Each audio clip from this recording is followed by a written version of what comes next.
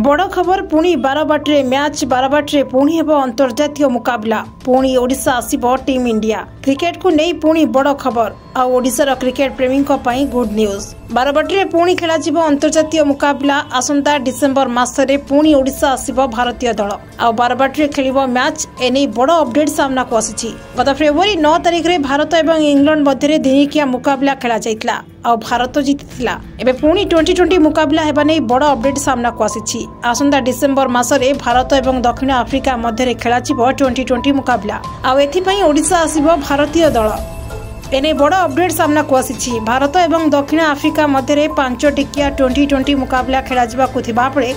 Series रा प्रथम मुकाबला कटक ऐतिहासिक बारबाटी स्टाडियम रे खेलाजिबो एने बड़ अपडेट सामना को आसी गत फेब्रुआरी 9 तारिख में भारत और इंग्लैंड मध्य दिनिकिया मुकाबला खेला जाइतिला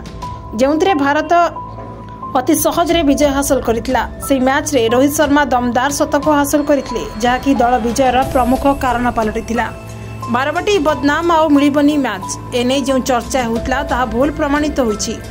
बारबाटी अवश्य बदनाम होइतला प्राय 30 मिनिट धरी लाइट कटिवा जोगु मैच बंद होइतला किंतु ता कोनोसी प्रभाव पड़ी नहीं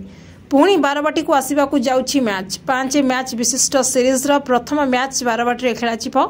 आउ 4टी मुकाबला नागपुर धर्मशाला लखनऊ अहमदाबाद रे खेलाजिबो जातीय गणमाध्यम रे चर्चा होतबा बेले बीसीसीआई पक्षरु मिलिनी सूचना।